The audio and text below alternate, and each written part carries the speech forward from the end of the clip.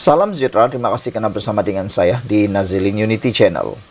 Ini satu lagi keputusan yang pastinya malang untuk Parti Bersatu. Apabila dilaporkan mendesak 6 ahli parlimen bersatu yang menyokong Anwar Ibrahim untuk meletak jawatan sebenarnya menyalahi undang-undang, itu dikatakan sendiri oleh pakar. Desakan ke atas 6 ahli parlimen bersatu yang sebelum ini menyatakan sokongan kepada Perdana Menteri Anwar Ibrahim supaya meletakkan jawatan merupakan satu jenis ugutan yang boleh diambil tindakan undang-undang.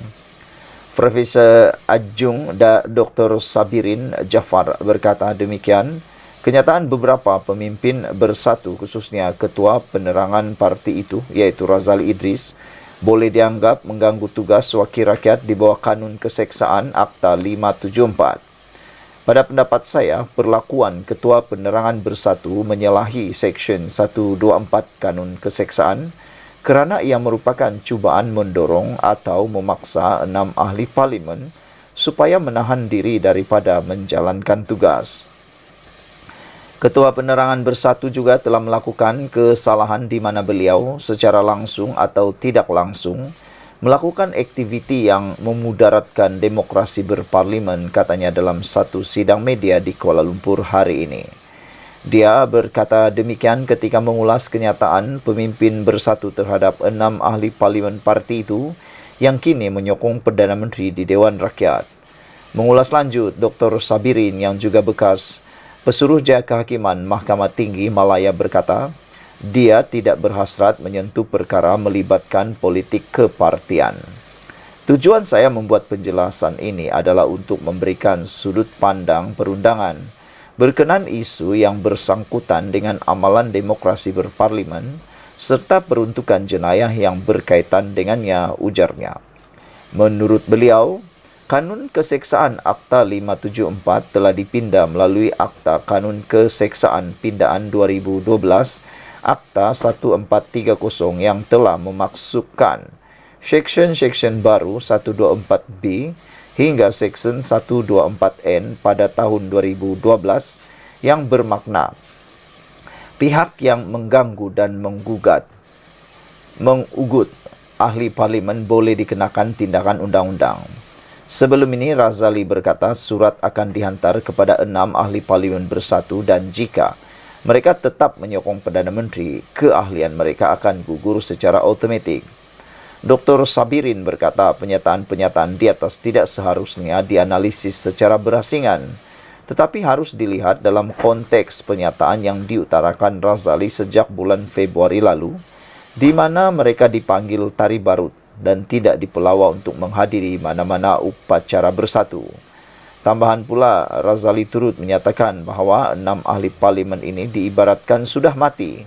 Kata-kata yang kesat begini jelas menggambarkan malafaide dalam pelakuan kepimpinan bersatu. Secara tuntasnya, saya berpendapat bahawa kepimpinan bersatu khususnya Ketua Penerangan telah menyalahi Seksyen 124, 124B dan 124C Kanun Keseksaan. Sekiranya terdapat laporan polis berkenaan pelanggaran seksyen-seksyen tersebut, pihak PDRM perlulah membuat siasatan segera, katanya. Untuk rekod pada 2 Mac lalu, Bersatu meluluskan pindaan perlembagaan parti itu bagi melucutkan keahlian parti bagi wakil rakyat yang menyokong mana-mana pihak bertentangan dengan parti. Keputusan itu dibuat dalam mesyuarat agung luar biasa EGM dengan perwakilan parti sebulat suara menyokong usul untuk memindah perkara 10 perlembagaan bersatu. Setakat ini, 6 ahli parlimen dan seorang adun bersatu telah menyatakan sokongan kepada kepimpinan Anwar. Sekian dulu untuk kali ini. Jangan lupa tinggalkan komen anda, tekan butang subscribe. Kita jumpa lagi. Bye-bye. Salam sejahtera. Terima kasih kerana bersama dengan saya di Nazilin Unity Channel. Pertanyaan paling luar biasa timbul hari ini. Kenapa kerajaan sembunyi titah tambahan? Itu soal Peguam Najib.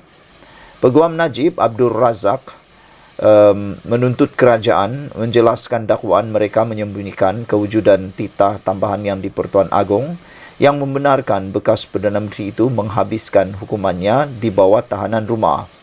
Muhammad Safi Abdullah berkata demikian kepada media di perkarangan Mahkamah Tinggi Kuala Lumpur hari ini.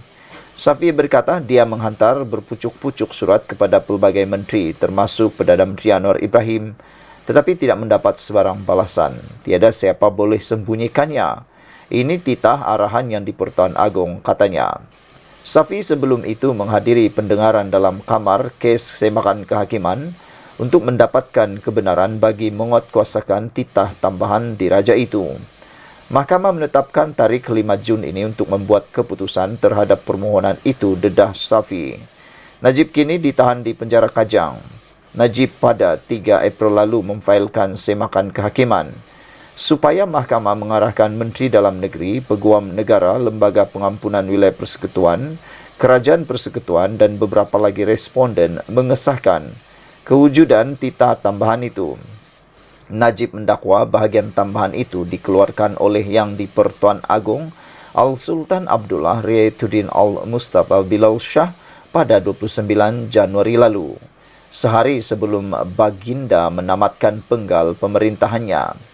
Titah tambahan itu didakwa diberikan bersama pengurangan hukuman penjara daripada 12 kepada 6 tahun serta denda daripada 210 juta kepada 50 juta. Saudara-saudara sekalian, ada beberapa komen daripada netizen mengatakan sepatutnya, kata mereka, adalah penerangan yang lebih jelas selepas ini. Dan ada juga yang bertanya, kata mereka, kenapalah mereka sangat hairan. Perbicaraan Najib daripada awal sampailah sekarang amat cerewet, kata mereka. Yalah, manakah tidak cerewet kan? Mereka, Najib tu nak bebas juga. Seperti anda lah, kalau anda berada pada kedudukan Najib, anda pun akan cerewet macam itu juga. Dan anda akan membuat apa-apa sahaja tindakan untuk dapat dibebaskan dan dapat dibuktikan tidak bersalah. Namun demikian, sudah terbukti Najib bersalah melalui keputusan mahkamah dan sepatutnya beliau menjalani penjara sepenuhnya di penjara Kajang. Tetapi oleh kerana adanya isu yang panas ini sekarang, maka menjadi persoalan ialah adakah pada 5 Jun ini akan ada keputusan yang mengejutkan kita semua? Adakah pada 5 Jun ini Najib akan dibebaskan? Itu persoalannya. Sekian dulu untuk kali ini. Jangan lupa tinggalkan komen anda, tekan butang subscribe. Bye-bye. Salam sejahtera. Terima kasih kerana bersama dengan saya di Nazilin Unity Channel. Politik Malaysia hari ini betul-betul membuatkan ramai pemerhati menjadi stres. Ramai pengikut-pengikut politik, peminat-peminat politik di Malaysia hari ini jadi stres.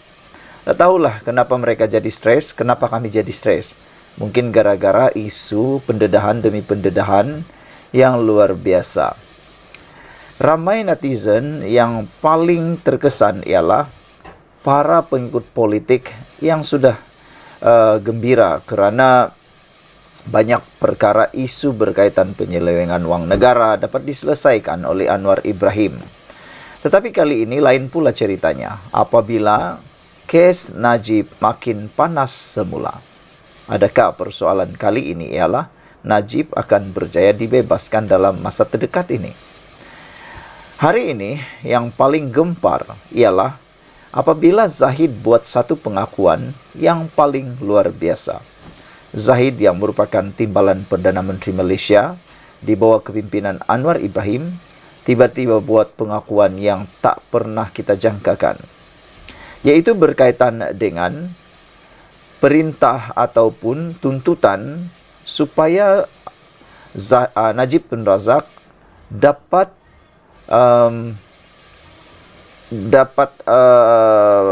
penahanan di rumah dan dikeluarkan daripada penjara Kajang dan menjalani baki penjaranya di dalam tahanan rumah. Ini betul-betul membuatkan ramai netizen agak bengang pada hari ini. Ini apabila Zahid mengaku bahawa titah diraja memang ada, saya sudah baca, kata Zahid Hamidi. Tetapi selepas itu, ada lagi berbagai-bagai persoalan timbul apabila Zafrul membuat kenyataan bahawa ada kesilapan fakta. Timbalan Perdana Menteri Ahmad Zahid Hamidi menyokong dakwaan Najib Razak berhubung dakwaan kewujudan titah addendum, iaitu tambahan agar dia menghabiskan baki hukuman penjara dengan tahanan di rumah. Ahmad Zahid yang juga Presiden UMNO menyokong dakwaan itu menerusi afidavit yang difailkan di Mahkamah Tinggi Kuala Lumpur pada 9 April lalu. Dia mendakwa dalam pertemuan di rumahnya pada 30 Januari lalu, Menteri Pelaburan, Perdagangan dan Industri Tengku Zafrul Abdul Aziz memaklumkan kepadanya berhubung kewujudan titah Edem Dum tersebut yang bertarikh 29 Januari tahun 2024.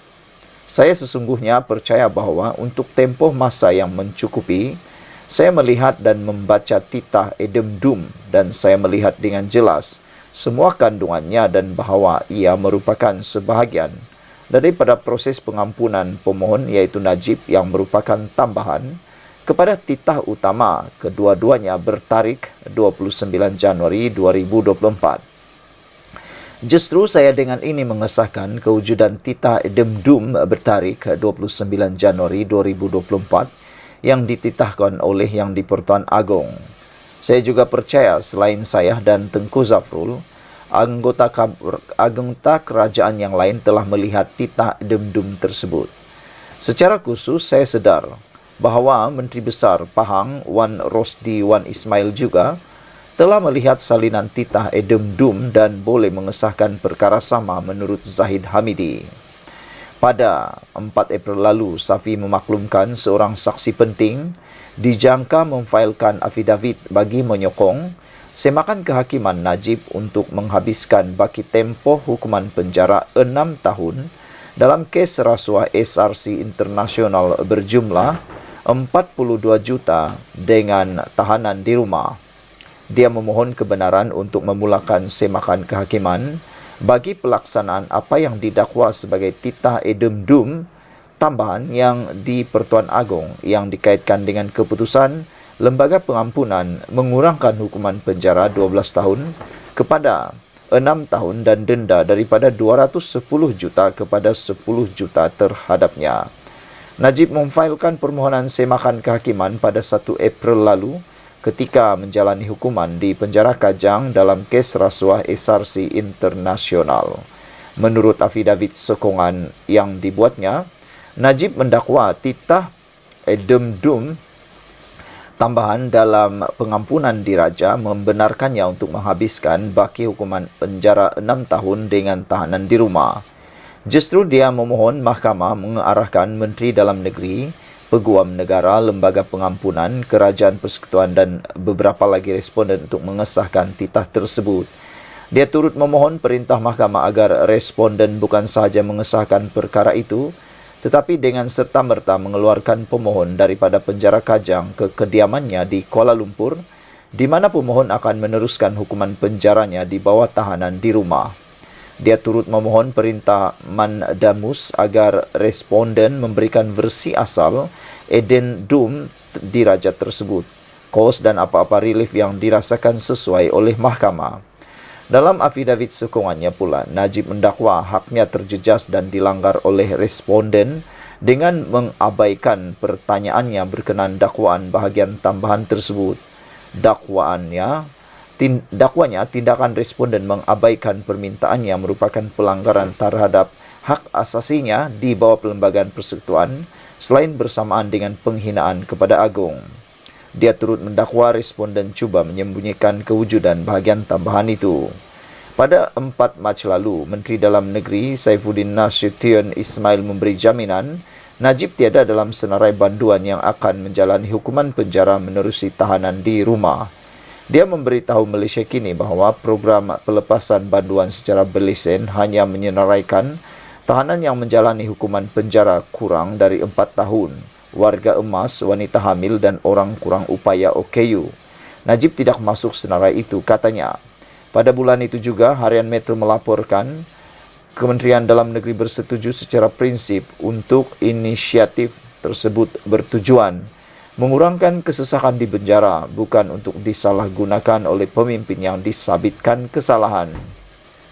Saifuddin juga menolak dakwaan dasar tahanan rumah bertujuan untuk membolehkan Najib menjalani baki tempoh hukuman penjara dengan selesa menyifatkannya sebagai berniat jahat. Beberapa komen daripada netizen menyatakan walaupun Najib berjaya dalam permohonannya dan ditahan dalam rumah, percayalah UMNO takkan meningkat sokongan orang Melayu. Terus terpalit dengan isu Najib dan Zahid, sebagian besar orang Melayu setuju Najib dengan kesalahannya dipenjarakan terus dikajang. Ada lagi komen daripada netizen di Malaysia kini kata, kalau nak tanya yang salah tu nak bagi kepada siapa, kata Golden Gecko. Seorang lagi kata, beliau kata inilah sudah dibagi betis, nak paha lagi, kata mereka. Saudara-saudara sekalian, ada yang bertanya mengapa Najib boleh dapat hukuman di rumah. Itu adalah antara pertanyaan netizen yang sebenarnya secara logiknya boleh ditanya. Sekian dulu untuk kali ini. Jangan lupa tinggalkan komen anda, tekan butang subscribe. Bye-bye.